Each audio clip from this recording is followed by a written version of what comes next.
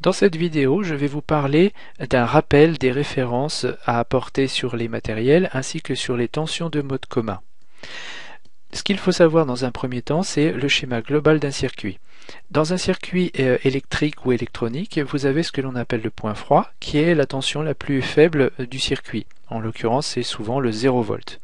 Ce 0 volt est lui-même branché, mais ce n'est pas une obligation, au châssis, un boîtier, une carcasse, qui correspond à l'emprisonnement de ce circuit métalliquement pour garantir une protection contre les charges électrostatiques, mais aussi une cage de Faraday contre les bruits électromagnétiques qui seraient sur le circuit. Le symbole de cette carcasse, c'est la masse, et la masse, c'est le châssis en lui-même. Cette masse n'est pas forcément reliée à la Terre, mais dans un certain cas, il est possible tout à fait de le relier, et on utilise pour cela un fil jaune et vert qui vient directement sur la prise murale lorsque l'on vient alimenter l'appareil, et cette prise murale est directement reliée au sol dans la Terre physiquement, et donc là on a le symbole de Terre associé. Donc la mise à la masse et à la terre à partir du circuit n'est pas obligatoire, mais elle est recommandée parce que la terre offre une protection contre les tensions qui peuvent être dangereuses, mais aussi une référence pour les mesures de potentiel, et c'est ce que nous allons voir juste après. Dans un schéma électrique, lorsque l'on a l'ensemble du générateur et de l'appareil de mesure branché, on est dans ce cas-là. Ce cas-là représente les deux tensions de mesure, les deux fils de mesure, qui correspondent en général au fil rouge et au fil noir, mais également les références, notamment ici le générateur ou le capteur qui serait branché à la carcasse, donc le circuit qui serait branché à la carcasse, et ensuite relié à la prise de terre par le fil mural, l'alimentation, et donc relié au sol. Côté appareil de mesure, ça peut être le même cas. Le même cas, c'est-à-dire d'avoir l'appareil qui est mis à l'intérieur d'une carcasse métallique, qui est elle-même reliée au sol par la terre. Ce qu'il faut savoir donc, c'est qu'il y a potentiellement une différence de potentiel. On essaye, en tout cas dans les bâtiments, de ne pas avoir de différence de potentiel, mais il peut y avoir quelques centaines de millivolts, voire des volts ou plus, de tension à l'intérieur du sol, puisque le sol est conducteur mais pas parfait. Et donc, il peut y avoir une différence de potentiel entre les deux prises qui servent de référence à l'appareil de mesure et au générateur. Et cette différence de potentiel peut induire un courant qui viendrait passer par le fil de masse, enfin le fil présent entre les deux appareils, et pourrait endommager les appareils, voire les entrées de mesure.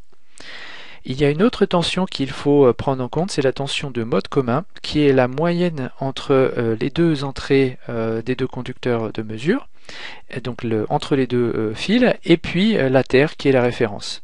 Donc elle a un certain potentiel qui peut croître d'ailleurs si vous avez un générateur qui est des piles ou des accumulateurs qui viennent s'enchaîner les uns derrière les autres en série, et que vous voulez prendre un élément, par exemple le dernier élément à mesurer dans toute cette chaîne en série.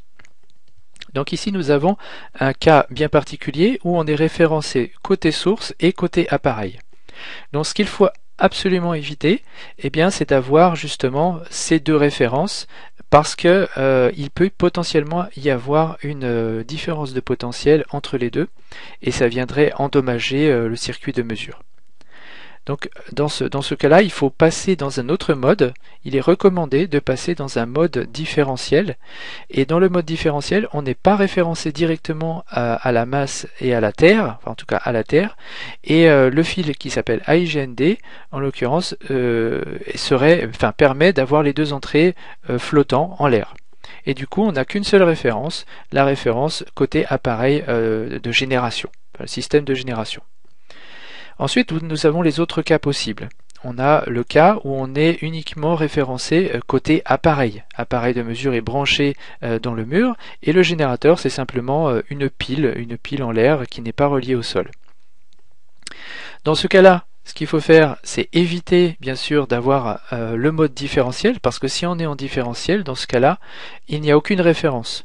Entre le AI+, et le moins et le GND, il n'y a pas de lien physique avec le GND, et côté génération, la pile n'est reliée à rien. Et du coup, le système va flotter et la tension de mode commun a une certaine valeur limite de réjection, c'est-à-dire que si on est dans certains cas au-delà de 10 volts, s'il n'y a pas de conditionnement spécifique, si on est au-delà de 10 volts, eh bien le gain va bouger et on ne sera saturé à l'affichage, on ne pourra rien visualiser. C'est pour ça qu'il est recommandé, dans ce cas-là, de se brancher en mode référencé, c'est le cas de le dire, et on a le AIGND qui est relié directement à la génération, donc à la pile, et donc on vient mesurer correctement puisqu'on est référencé côté appareil de mesure. Si on est référencé uniquement côté source et que l'appareil de mesure lui-même est flottant, en l'occurrence ça pourrait être un multimètre à la main où on vient brancher sur un appareil générateur qui est relié au mur. Et bien dans ce cas-là, ce qu'il faut éviter, c'est, en tout cas il faut vérifier on est sûr qu'il n'y a pas de référence côté appareil de mesure et qu'on a bien le multimètre à la main. Parce que si on se met dans le cas référencé, à ce moment-là, on pourrait avoir un problème puisque s'il y a une différence de potentiel entre les deux références, toujours pareil, le mode RSE introduirait une destruction des entrées. Donc pour cela, il faut, dans ce cas bien précis, référencer uniquement côté source, se mettre en différentiel. Et lorsque l'on se met en différentiel, on peut rajouter, c'est quand même recommandé, de rajouter une résistance, simplement la résistance R1 dans notre cas, pour être sûr de gérer tous les cas. C'est-à-dire que si jamais il y a une boucle de courant qui viendrait s'induire à l'intérieur du système, la tension différentielle de cette boucle viendrait se mettre aux bornes de R1 et induirait un petit courant. Et par contre, s'il n'y a aucune référence du tout, le système ne serait pas flottant parce qu'à ce moment-là, il serait référencé par l'intermédiaire de la résistance R1 au système.